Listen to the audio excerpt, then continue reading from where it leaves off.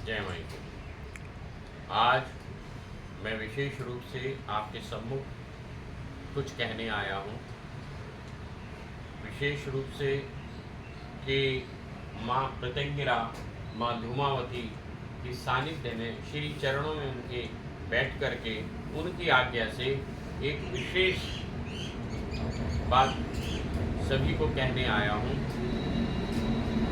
कि माँ प्रत्यंगिरा, माँ धूमावती या माँ बगलामुखी की उपासना करने वाले उपासक, उनके साधक, उनको किसी भी प्रकार से चिंतित होने की आवश्यकता नहीं होती।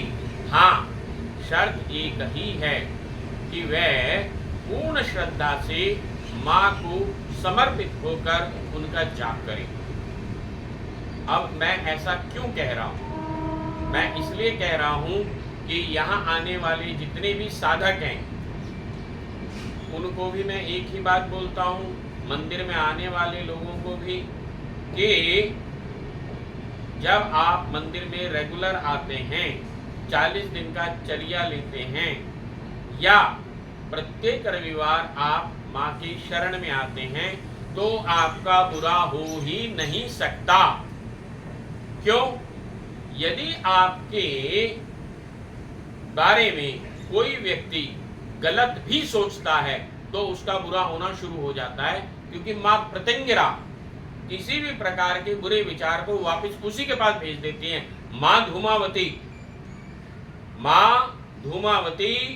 जब व्यक्ति बगलामुखी की साधना के साथ साथ माँ धूमावती और माँ प्रत्यंगिरा की भी साधना करता है तो उसके मंत्र तीव्र हो जाते हैं, उसका आभा मंडल, उसका औरा मंडल बड़ा हो जाता है और उसके बारे में, उसके लिए गलत कुछ भी सोचने मात्र से उस व्यक्ति का बुरा होना शुरू हो जाता है। जो यहाँ पर आने वाले साधक हैं, उस मंदिर प्रांगण में आने वाले लोग हैं, उनका कभी भी कुछ नहीं होता।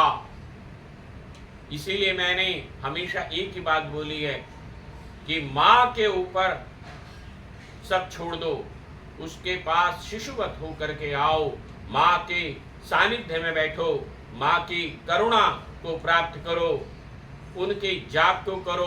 क्यों? तुम्हारा कभी भी कुछ भी बुरा नहीं होगा। तुम भले ही तुम्हें यह भी ना पता हो कि तुम्हारा बुरा करने वाला कौन है, तुम तो नहीं चाहते कि तुम बुरा करो या बुरा हो, परंतु उनका स्वयं का बुरा स्वयं ही हो जाता है। क्यों?